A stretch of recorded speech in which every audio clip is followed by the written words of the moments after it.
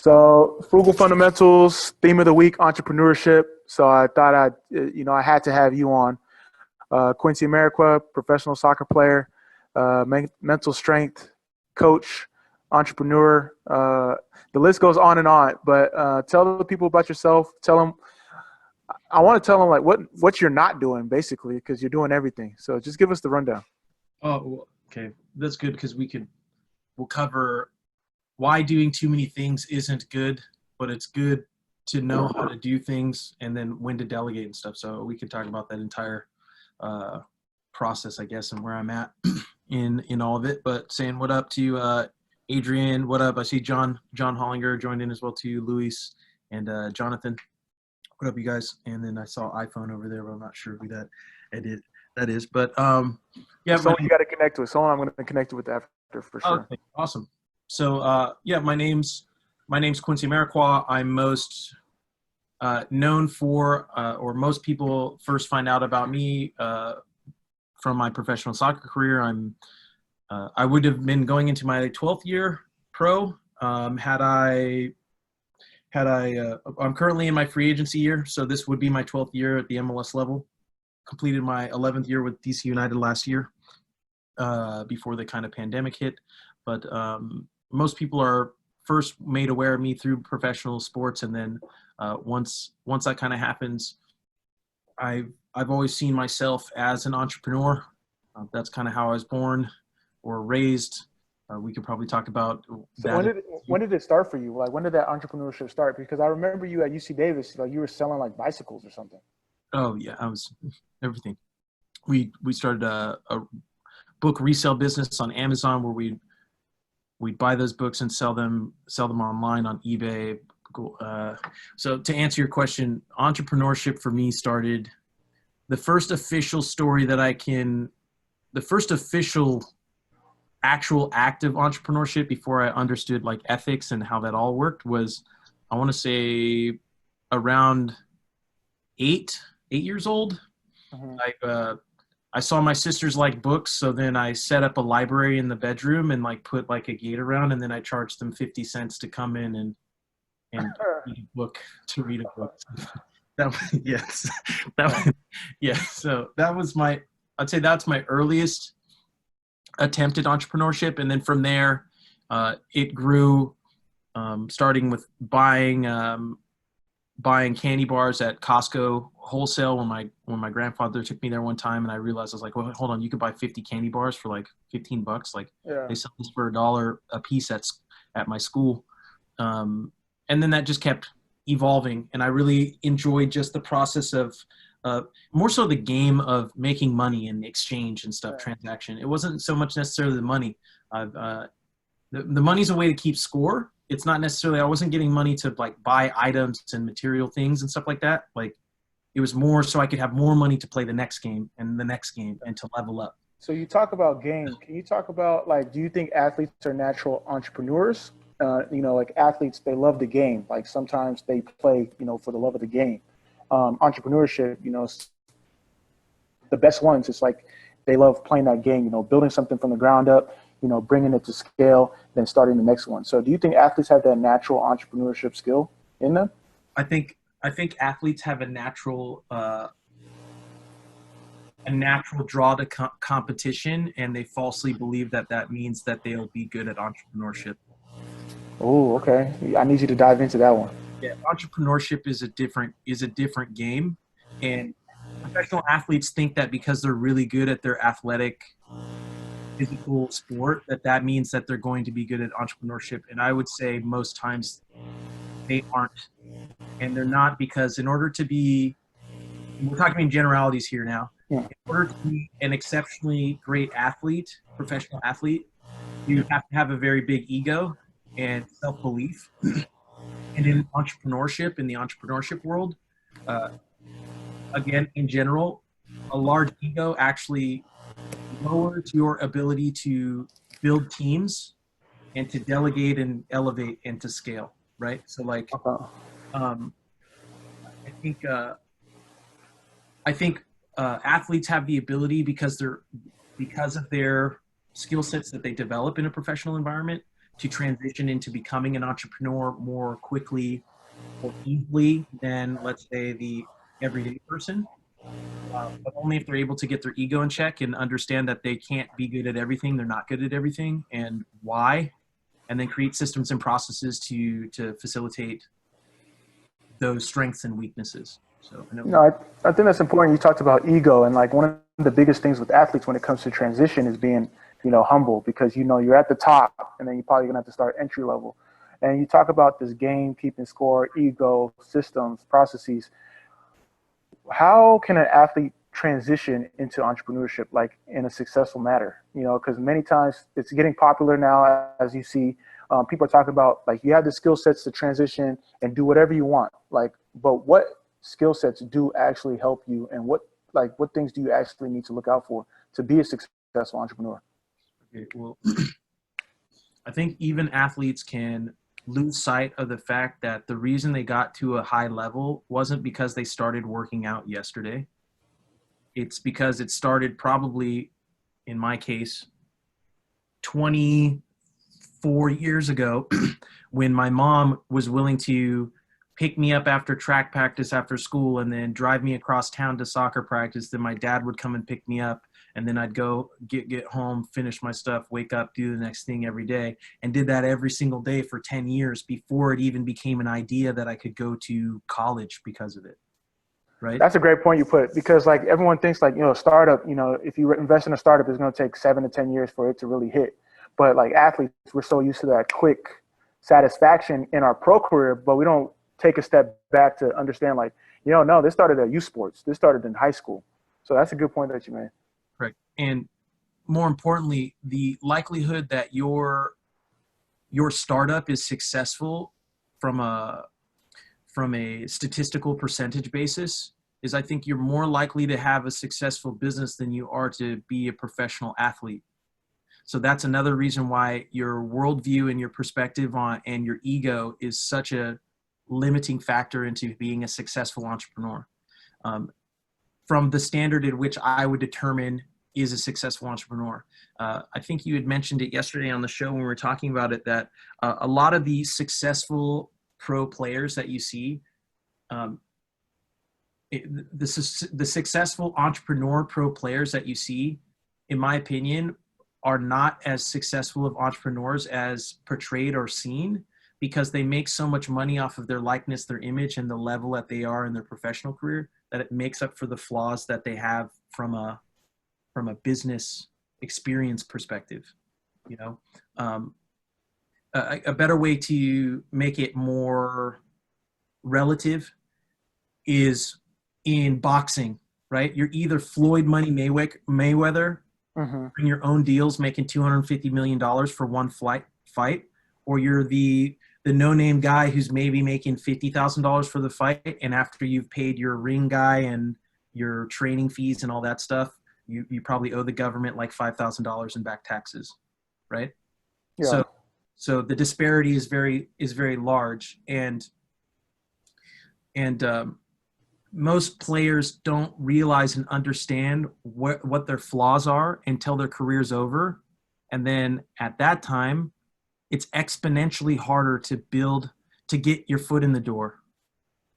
So most people don't learn the hard lesson until the mountain's so large that they don't even decide to try to climb it. So Okay. hopefully, I see. yeah. So the number of players who only realize what the value of their pro career was after their career is over is like 99.9%. Okay, so how do you balance it? Because like as an athlete, being an entrepreneur, you're supposed to take advantage of your brand image and likeness. Like that will take you to the promised land. And you're talking about it, how you don't let that confuse you with your entrepreneurship skills. And we talked about it yesterday on your channel, businesses without having like a direct plan. So with you, when you started your businesses, what were the first things that you made sure of? You always preach systems and processes and teams. So can you talk about how you started your ventures and like built that up? Because you weren't always as popular as you are now when it came to, your brand image and likeness as a soccer player. Yeah, I was actually vilified and hated for the fact that I was willing to invest time into my post career while I was playing. It was actually huge. It was a huge negative. It was a huge negative Yeah. for me when I starting. remember. Yeah, I remember when it's like now it's embraced, but before it's like, no, he's not focused. He doesn't want to. He's not a team player. He's only thinking about himself. But where would you be now if that was the case? Correct. So the main thing is opportunity is where nobody else is looking. And once you start mining opportunity and people look at you, they don't understand what you're doing. And because they don't understand, they're scared of it. And most people, especially in professional sports, especially in egotistical alpha male sport, things they're scared of, you destroy, you kill, you X, right? So it's a natural defense mechanism. But in that process, what it's also doing, speaking to systems and process like you're talking about, is if you remain consistent in doing what you know is valuable over time, right? They're just helping validate your system and strengthen your system over time. Think of it like a bacteria or virus, right? Mm-hmm. Unknown. We don't know what this is. We've never seen this before. Destroy it. Kill it. This is bad for us. That's the first inclination. And maybe when starting out, excuse me, yeah, my model isn't quite right. The way I'm speaking isn't quite understood yet. I haven't quite polished, right? It's coal. It's coal. But I believe if I compress it long enough, it turns to diamonds. Then once I have diamonds and I have a process to develop diamonds, I can now create an industry where diamonds are meant to cut and create other tools. Diamonds are meant for jewelry. Diamonds are meant for alternative fuel sources. You know what I'm saying? But it all starts with coal. And if most people look at coal and they don't understand the process to make diamonds and they don't understand the industry that diamonds will create, they look at you as an idiot for digging up coal and mining coal. Okay, so what's your goal? You got Perfect Soccer, you got Mental Strength League, you got some real estate ventures, you do some financial empowerment, you do digital media. So talk about like the different coal that you're mining and like your process around it. So the coal was my mentality. It wasn't understood and it wasn't welcome because for me, I go, having an opinion isn't worth having if you can't argue both sides, right? If you can't argue on behalf of the person you oppose, then you don't have a strong enough argument, in my opinion, to decide that you're right or be willing to tell someone else that they're wrong. Mm-hmm. So if we're looking at it from the perspective of like my mentality when I showed up at the professional level, I have to think from the perspective of the other guys now looking back in terms of when I showed up, my story was I never watched professional soccer on TV. I don't have a favorite player. I don't know how MLS works. I don't know how the World Cup works. I don't know what the Champions League is. I couldn't name any players on Man United or Real Madrid. So you were more, I'm a businessman playing soccer than I'm an athlete playing business. Correct, but I didn't understand or know that when I started out. I thought that I was just approaching it the most practical way. When I'm talking to guys, I'm going like, bro, all of our careers are going to end one day. Like, I hope it's when we're 30, 34, 40 years old, and I hope none of us get injured, and I hope everything goes perfect, and I hope we all are Landon Donovan and we make $2 million a year.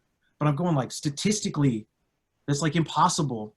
Why is it that everybody thinks they're the one who's going to make it? Yeah. So when you figure that out, okay, you have that mentality, you figured out like the statistical analytics behind everyone being successful is like very low. When did you start that first business? Well, okay. So I started my first businesses before I got there. It's my mentality and how I approach whatever it is that I'm doing. So let's set better context for that. So with the question you asked me before is players in terms of are they entrepreneurs or not? every single individual and person in the world, whether you acknowledge it or don't, in my opinion, or at least in the world system as it works, is a business. You are an entrepreneur. You're either a successful one or you are an unsuccessful entrepreneur, but you are a business.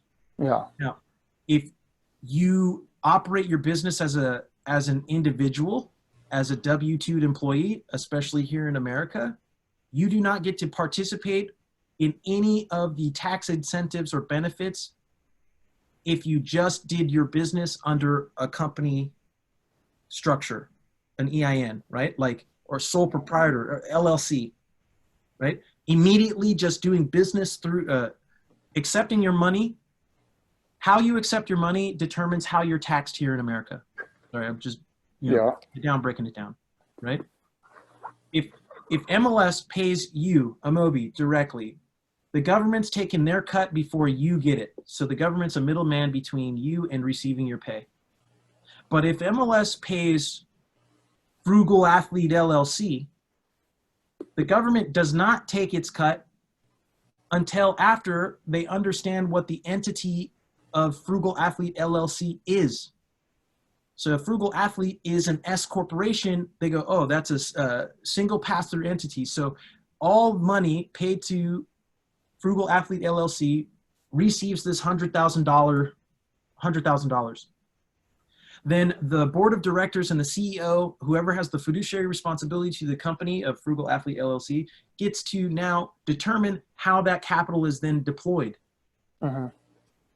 And based on where they deploy that capital determines the tax implications of that capital now or in the future based on the current tax law or tax code, right? Yeah.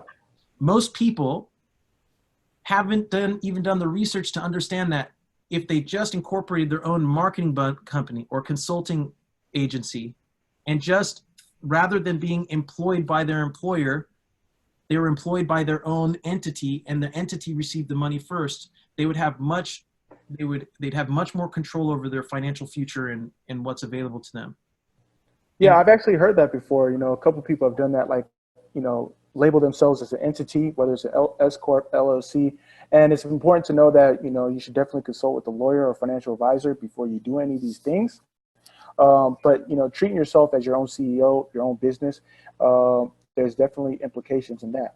But I want to talk about you and Perfect Soccer and Mental Strength League and all that, because I feel like people know you for, your intellectual analysis on, how you view, the world as an athlete, being business first, being business savvy, but they still don't know in terms of like all the things you have going on. So can you talk about that? Yeah. So, and I apologize because I know you're asking me many questions, but this is actually part of my process. I call it mind mapping, right? So it's setting them up. I know. I got you. We've had plenty of conversations about this. Okay, so I love how you it's like a puzzle for you, and you just you just pin the pieces together. So yeah, we got all the time in the world, man. And what I've learned through this process is, we're all speaking our own language based on our own personal experiences through the keyhole of understanding that we have, right? So the best way to communicate to a large audience is to have a common thread of understanding rooted in experience. Mm-hmm. So describing my story in the different ways in which I was approaching it, as well as acknowledging and showcasing the fact that culturally, I wasn't a fit in professional soccer when I showed up, but I was unaware of not being a cultural fit. And based on the language I was using, it was being interpreted the complete opposite of how I was intending it when I started out. And it was because, let's say I'm looking at you and I say, you would tell me Zidane, right? And you'd be talking about him and you talk to me about him. And I'd look at you with a blank stare on my face, even though we're training every single day. And I'd be like, I don't know who that is. And to you, that would be a complete insult because that's your God, right? You like grew up watching him religiously. Like you watched many, many games.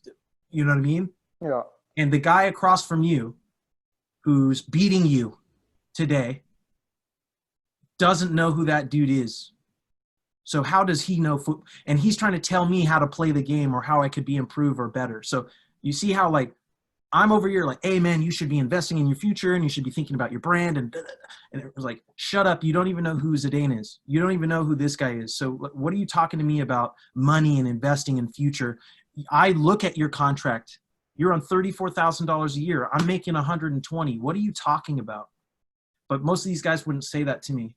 Right? So I didn't understand. So setting that context in terms of like, if you don't find common ground with the individual you're speaking to before you start speaking, you may be destroying the potential of a future business or a network or access to an industry or world that you don't even know exists. So the reason why I'm setting that context and letting you know is the reason why I always end up getting an opportunity is because of my mentality and how I approach every single situation. So even if I show up in a new world where I don't know anything, I don't speak the language, I don't understand the people don't understand me, I know that if I remain committed in being open to learning and putting my ego in check, even though that's not how it's perceived by most people would say that you're very egotistical, you're arrogant, you believe in yourself, you're not humble, you're all this type of stuff. I'm going, yes, I am all of those things, but I'm also open to the idea that I could be wrong. And I'm questioning you until I can understand for myself, which also comes off as questioning authority, which most people aren't able to emotionally be okay with and understand. But I think as athletes, it's important to ask questions, you know, whether it's entrepreneurship, getting into a new space. Like if you don't understand something, then how are you supposed to excel in it? You talked about questioning authorities. Like if you have a financial advisor, they're using all this big jargon. How can you tell them like, I don't understand it? You know, how can you trust them to like manage your finances if they can't put it into layman's terms for you? Correct. And that's why I say, and this is why I'm saying that I'm successful and why it works, and I'll tie into the mentality and perfect soccer and stuff like that, right? Because I'm of the belief at the end of the day that you are responsible for your own understanding and your own knowledge and your own growth. Mm-hmm. So yeah, you've hired a financial advisor. Yeah, you have an agent. Yeah, you have a head coach. Yeah, you have friends and network. But you need to do the work to learn and understand it. And if your financial advisor screws you over and steals your money 2 or 3 years from now, and you're not aware of it, blame yourself. Well, this person connected me with that person. Well, blame yourself for not vetting that person, right? Like if you can't vet the deal, if you can't understand the contract, then if you choose to trust someone else with that decision, then that was your decision and you're responsible whether it goes good or bad. And most pros take all the credit when it's good and take none of the credit when it's bad. So you mentioned them like vetting the deal, so how are they supposed to learn? Gotcha. If financial literacy is lacking. So every single player is capable of going on this website called Google and I heard about that. Google University, right? It's free of charge. Yeah, there's another one as well. It's called youtube.com. And then there's also websites like leverageinvestmentgroup.com where I broke down exactly, okay, this is how I learned. So maybe I spent 1,000 hours of my own time doing research, vetting deals, and learning how to do it myself. And now here's a free course that's 50 hours of your time, and it'll get you to the level of the 1,000 hours I invested in. But the real problem is people just don't want to do the work. They don't want to do the work. And that's why only a small percentage of individuals are actually successful and they make it. And that's why the rich get richer and the top 1%, I understand the disconnect, and I understand that me saying this isn't fair and people don't like hearing it. But the way that you become successful is you hear something you don't like, and rather than assuming the other person is wrong or full of crap, you go and do your own due diligence and research and test it for yourself. No. Yeah, put your own time, put your own money in. So, all right. So the reason why I'm expressing that, and I'm telling you, like, that's my belief, my mindset when I'm showing up, to the point that even though I'm not a cultural fit, I don't know any of the people, nobody's helping me, I don't have a mentor, nobody before me played pro, I don't have the access to the information that you're talking about. I was still able to learn and figure it out and be here 11 plus years later. Right. So if someone tried to tell you like you had to watch soccer growing up to make it, you have to know that I'm literally proof that that's not true. So even if Okay, but how does this translate to entrepreneurship? got you. So the way in which I was able to survive in the professional world was because when I ran into something I didn't understand in the pro soccer world, I would come up with some ideas as to why I thought it was or wasn't working, and then I would test it in my own business. So Okay. I'd invest in different courses. I'd watch different videos. I'd pay for different classes. I invested more money in my own personal education in terms of amount of money I've spent on Facebook ads to figure them out on my own, the amount of money I've paid for, marketing courses and consulting courses, and half of them are scams. Yeah, all of that kind of stuff, and then applied it into my businesses. But at the end of the day, my real goal was saying, hey, I firmly believe that anyone is capable of doing this, if they have access to the information and guidance to be able to do so. And that's where the MSL mentality and mindset came to fruition, right? Okay. Or really refined and refined into. Perfect Soccer started when, after my first year, I got traded to Colorado Rapids. I met Ross LeBeau, right? Now, Ross went to UVA. He was a captain and won an NC2A championship. When I talked to Ross, Ross had 25 plus recruitment offers by the time he was a senior in high school, and he had his pick, right? I, on the other hand, was planning on walking onto the track and field team for pole vault at University Berkeley because I got in there academically, because I assumed that since I wasn't getting any recruitment offers, I just must have not have been good enough at soccer to play at the collegiate level, right? In the last tournament of my last game of my club career, 2 coaches to recruit out for the opposing team a year in advance happened to see me, and in that night I got offered recruitment trip and scholarship to those 2 schools. I ended up going to UC Davis, right? Before there, and then eventually got invited to the combine and got drafted by the Quakes. Played with the Quakes for the year, got traded to Colorado. That's where I met Ross. And now when I'm talking to Ross, now I'm giving you guys a background on my story. And when Ross told me, I said, you had 25 recruitment offers, what did you do? By the time he was in 7th grade, him and his mom already sat down, and he knew he wanted to play college soccer. He was already writing letters, so this was before like email and all that was popular. Yeah. Writing letters and sending all of his what do you call it? His like game tape and all that. Everything, schedules and stuff to multiple coaches, telling him where he's at, doing everything he could. So when I met him, I said, Ross, you did it 1,000% the way you should, and I did it 1,000% the way you should not. I got lucky. And I acknowledged and realized that I got lucky because had I known what you known, I would have had access to much more opportunity. I happened to get access to one opportunity, and I made the most of it, and now I'm here. I won't make that mistake twice. I won't make it again. I understand it was luck. I will make sure it's not luck here moving forward. So when I started there, I said, Ross, that needs to be a book. That was the first book we wrote, The Ultimate College Soccer Recruiting Blueprint. That's what kicked off Perfect Soccer. And then that's what I used as the vehicle to test Facebook ads, to test marketing stuff. I did other stuff on the side, but what I realized and really understood is starting and running a business is extremely difficult. The chances of success are very low. So you want to go with the lowest hanging fruit. And I did not want to start a soccer business. I'm not passionate. That's not my main passion.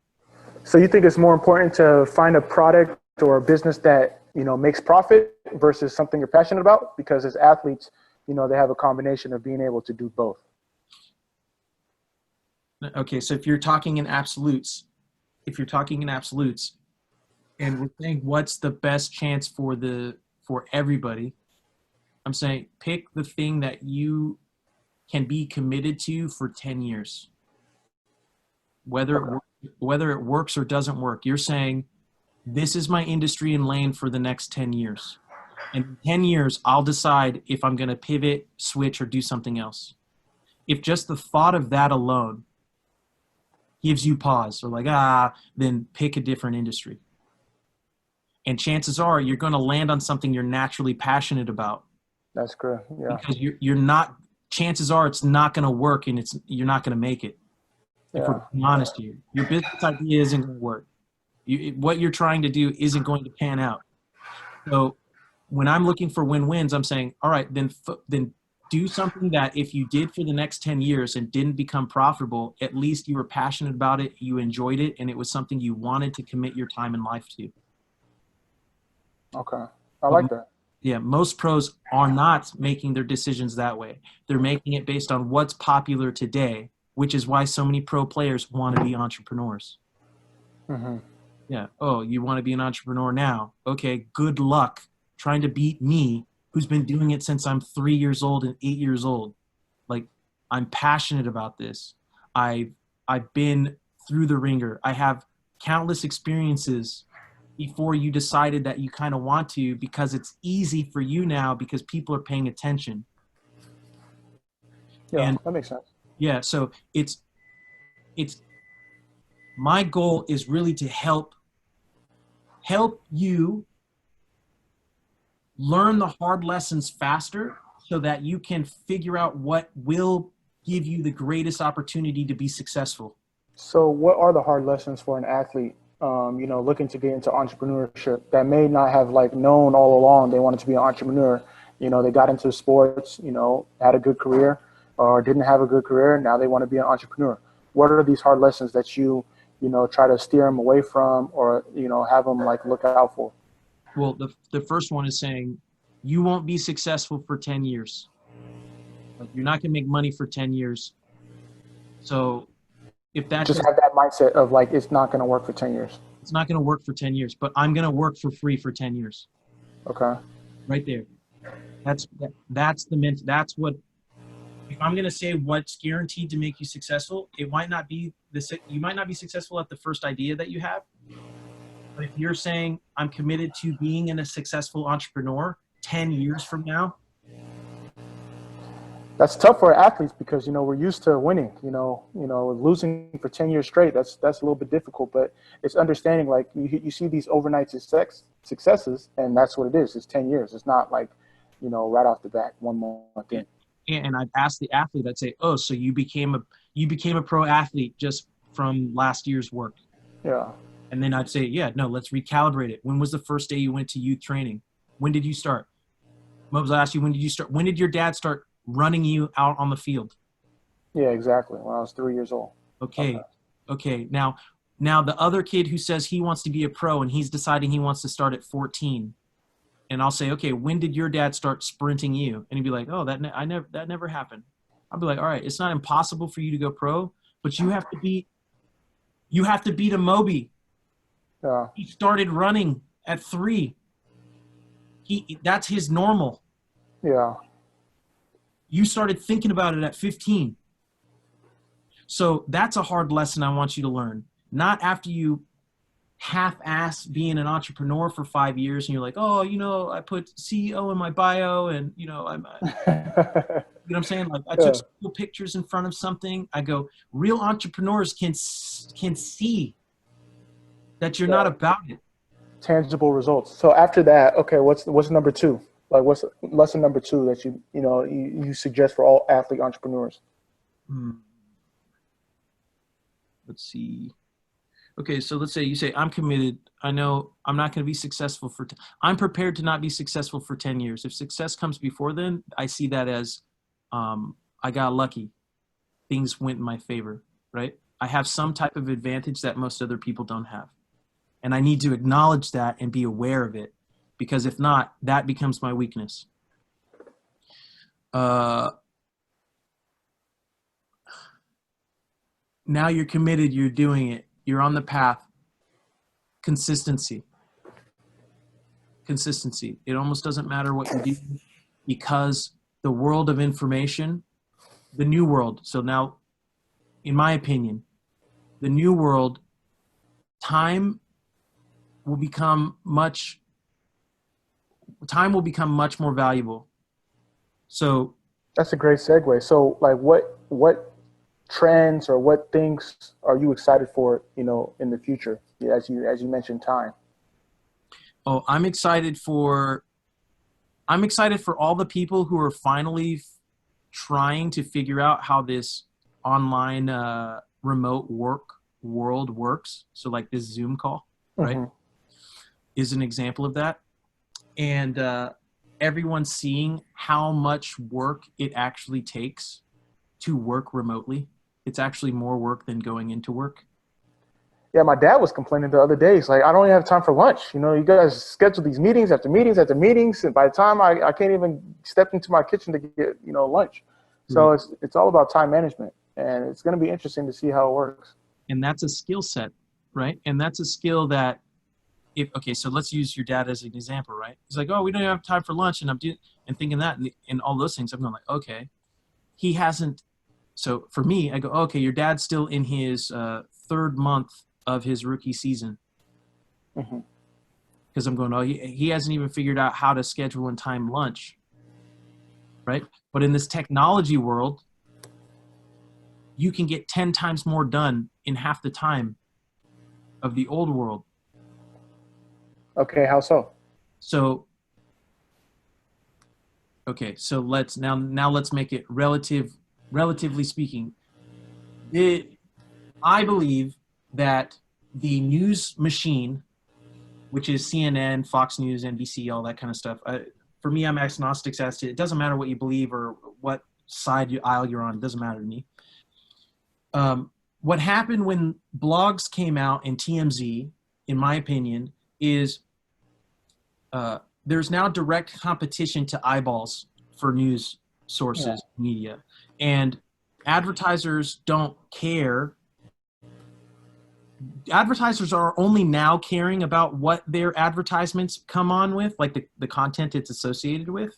Okay. But the past they didn't care. They just wanted to know that someone's sitting in front of the TV and they're going to get their ad. So the news networks are going to say whatever is going to keep people's eyeballs on the TV, and more balanced, honest information was what kept your audience engaged. Once TMZ and all these other networks were able to just sell Kardashians and, you know what I mean, like just pure entertainment, they're taking more and more eyeballs, which took more and more ad revenue away from the news networks. And the way for the news networks to survive was they had to adapt. They say people don't want honest information anymore. They just want to be entertained. So let's pick one lane that we know we have the largest audience on, and we're just going to feed them and share with them only what they want to see. And each network did that. So they all broke up. So each audience is only consuming the information that validates their belief system and all of that. As time goes on, everyone's moving apart. And now you're going to try to have a conversation with someone and you're like, how can you even think that or believe that? Or a lot more tension, right? I believe everyone's been starved of a balanced media diet unknowingly. Okay. So now people are starting to see the adverse effects of not having a balanced media diet. So now they're going to start seeing alternatives, and they're going to start realizing that honest information, organic food, right? Not everything processed, not everything exactly not cake and cookies all the time. Yeah. Okay. So I'm going to need you to tie it back in because I'm almost getting lost. Oh, sorry. Okay. And that's okay. I don't want to go too big picture with everything because I've been thinking about these things for a long time, and this is how I've been making my decisions, because you're asking me about the future. Okay. Yeah. Okay. So let's just reset. Okay. Yeah. And I appreciate you calling me out on that, because this is something I would do in the past and I'd lose a lot of people because it was like, heck. Okay. So please always check me. That's fine. My main point in what I'm trying to express is, in the old analog world, you were limited by physical infrastructure. So if I want to send a message from here to you, I'd have to take the time to write a letter, put it in the mailbox, wait for a dude whose sole job is to pick it up, drive it, fly it maybe over there and get to you. There's a distance of time between my message and it getting to you. Okay. And there's a foundation of infrastructure that might have taken like 20 years to build before that could happen in 2 days. The internet replaced that infrastructure, and now that time takes half a second. Yeah. Right? Mm-hmm. Okay. So for instance, when I'm communicating now, I'm saying, okay, your dad in this context is still using the mail system, which means you're still going to get your message. but it's going to be in 3 days, right? But I'm using the internet, Yeah. which means I can send 10,000 messages back and forth in the time it takes your dad to send one. Yeah. If I'm communicating properly, now, okay, so that's one thing. The problem in the old world is we didn't understand what that meant. So of those 10,000 messages that most people are sending back and forth, only one of them is actually valuable. So 9,999 are just useless, wasteful information. It's actually information overload. And that one message gets through, and that means your dad and me in this context are on equal playing ground. Okay. But what I'm expressing is what I've been working on in terms of the mentality, the mindset, the systems and processes is I'm saying, hey, look, I'm only wasteful with 5,000 of my messages. The other 5,000 are what they need to be, where they need to be, when they need to be there. And that means relative to your dad, in this context of what I'm setting, I'm 5,000 times more productive than him per day. So in essence, you're excited about the evolution of productivity with time, as you know, as the future holds true. Correct. And that's a much better, more efficient way to say it, which now means you've helped me be more efficient with my time here moving forward. That's good. And speaking of moving forward, we've got some questions from the group. Yep. You're someone I admire when it comes to business. Question from Russ. Worst mistake you've made from a business perspective, and then what did you learn from it? Worst mistake. I've made so many mistakes, bro. But there has to be like a top one where you're like, oh, I wish I could have done something. Obviously, you have that fail forward mentality, but like, what was like the worst mistake?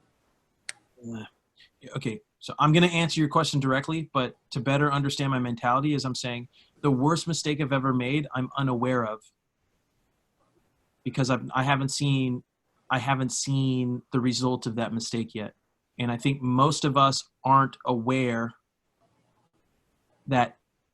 So for instance, maybe you made a mistake of not buying a lottery ticket today. Okay. Right? But because had you have bought a lottery ticket, you'd be a billionaire tomorrow. So you're like the mistake is hindsight? Is that what you're saying? What I'm expressing is, is it a mistake not to buy a lottery ticket today?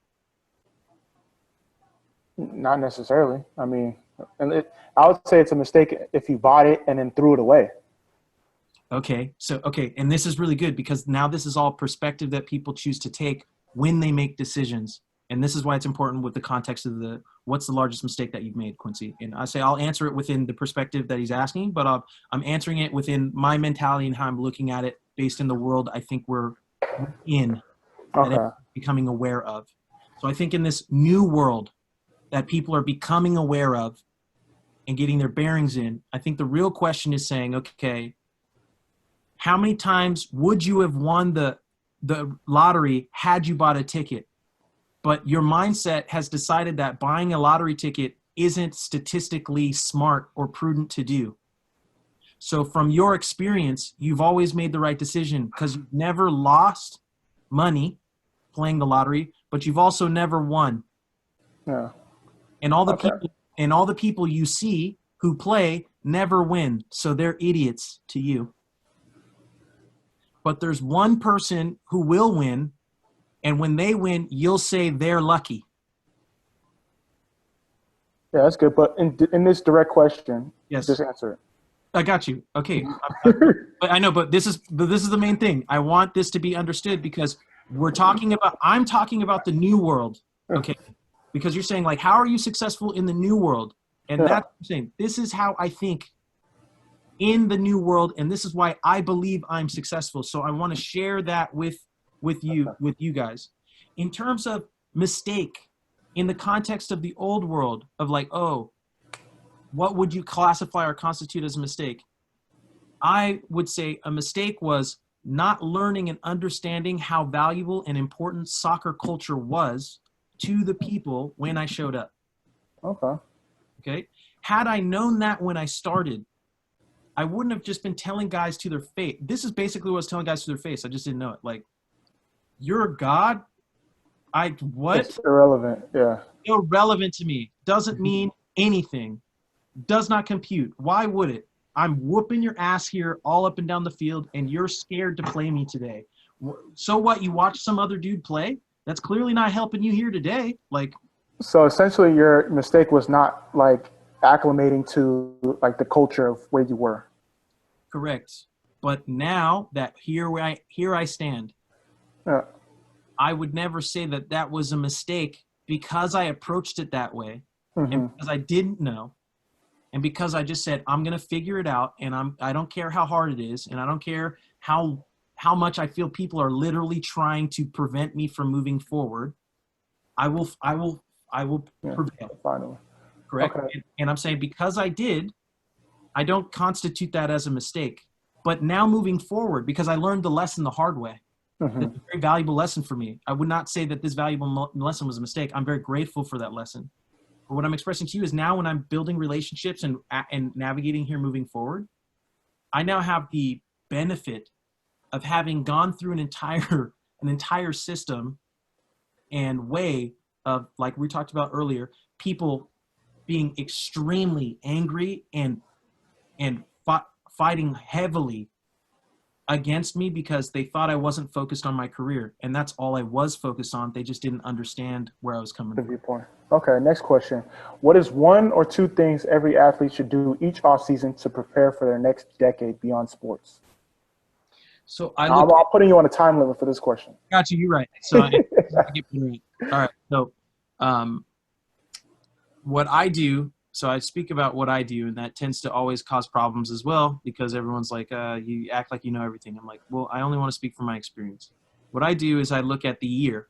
I attack the year based on whatever game plan I troubleshooted and came up with in my off season. Okay. So at the end of the off season, if you go on my Instagram and you go look what I had posted on there, lessons learned and relearned in 2019, you'll see once the year's done, I'll self-reflect. I'll evaluate what I thought I knew when I started, what I now know isn't true, what I was right about, but even though I was right, why that still hurt me. Sometimes being right doesn't make it easier on you. Sometimes it makes it harder. So there's multiple levels and layers to it. And that's why, sometimes it gets hard to answer all the questions directly because everyone wants a The answer to fit them, yeah. Yeah, they just want a quotable tweet. They want a headline. And I'm going like, hey, context is where the value is. And I think that's going to become more understood as time goes on. And that's what I think players should be doing. You self-reflect on the year. You put your ego in check. You refine your systems and processes. You allocate as much time and capital, money, resources as you can into it, and then you attack the next year. And then you try to build the plane while you're falling out of the sky, and hopefully before the end of the year happens, it comes together and you pick back up, and you keep going again. And if you crash and burn, then you literally start. It's just start a fail forward mentality. So like another question is like, so what type of people do you surround yourself with as an entrepreneur? Like what type of people should entrepreneurs, especially athlete entrepreneurs, who should they surround themselves with? That depends on what level you're at and what type of network you already have available to you. I like to speak to the individual who has nothing, right? The individual who has nothing, like you come from. So who would be your first hire? If you started a business, who's your first hire? Like you need an operations guy, you need a lawyer, you need a manager. Who would be your first hire? So you got to give me more. You got to give more scenarios and specifics to that. You give me the avatar of the person you're telling me to create a plan for. So the problem that I'm running into with the question that you asked me, right? And I'm not trying to not answer the question, is that based on what you have available to you and where you are in your career and what your specific goals are determines what's the most valuable asset for you at this moment in time. And the problem that I see in most advice that is given out to the market is it's like blanket advice then. Blanket advice. And then someone who's not at a point in time where it makes sense for them to make that investment at this point in time does it it doesn't work, and then they think it's a scam and nothing works, and now they miss out on future opportunity. So sometimes I think that's a great point, because I remember I paid way too much money for a website that I didn't even need. And I wasn't ready because I knew I didn't have my structure. I didn't have anything in place. I just knew I needed a website. I knew I needed to have like a home base, but I didn't know how to go about it. So that's a great point to what you said, like understanding where you're at in relative to like the business that you want to create, the business that you currently have, the money that you have, all these different factors.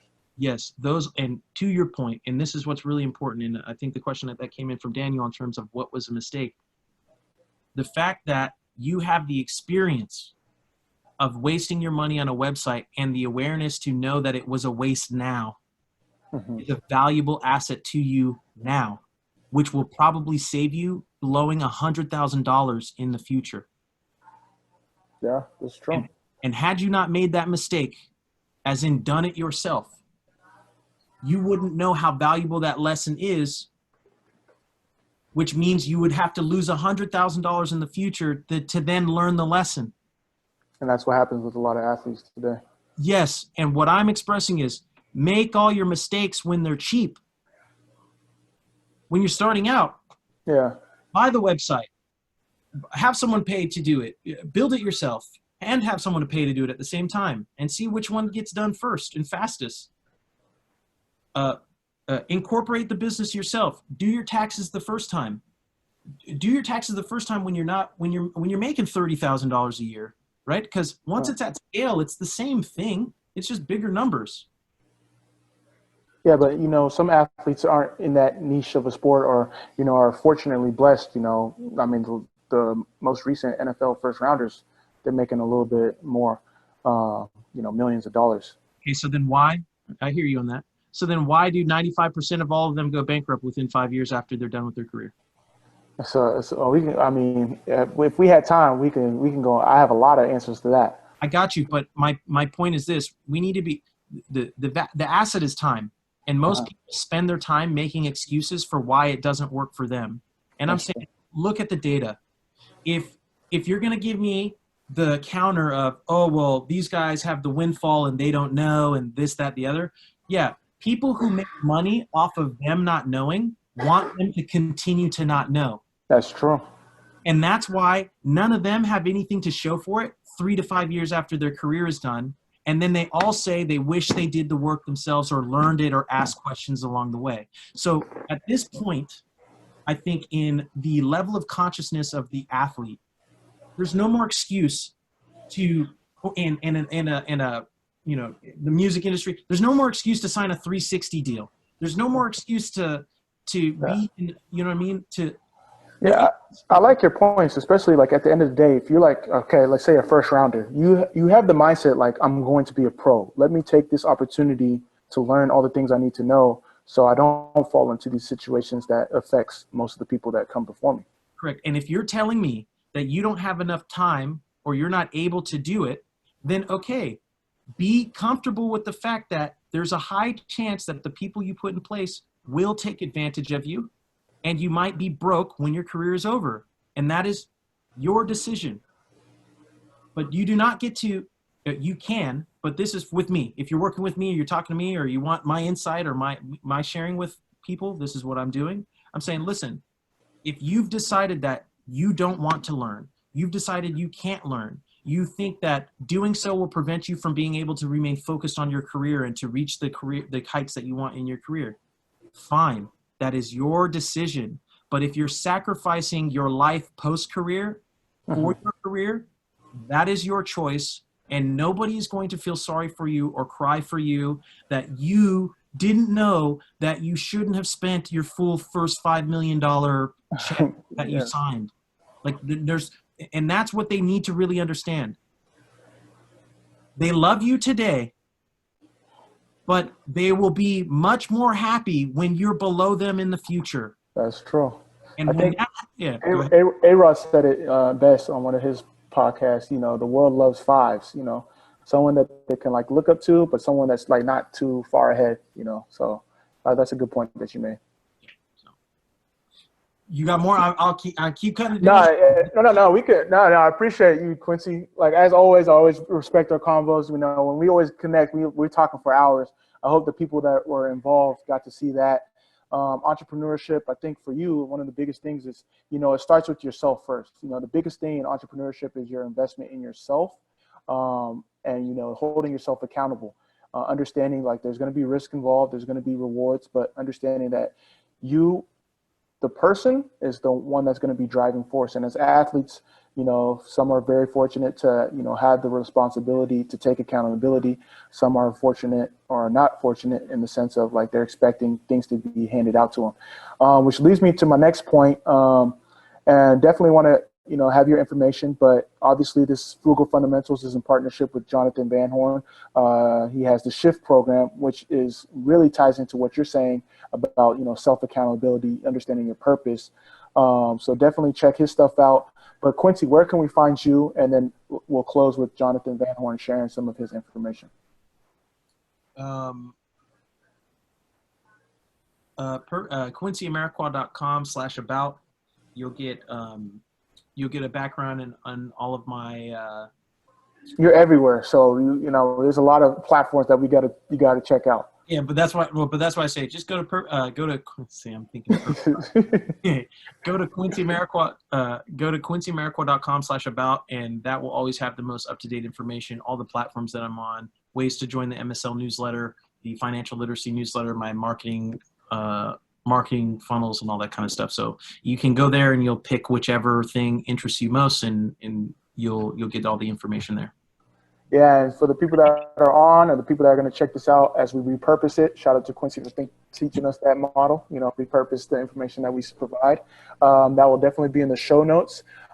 Thank you again for your time. I know we could be here for 3 hours, but you got some things to do.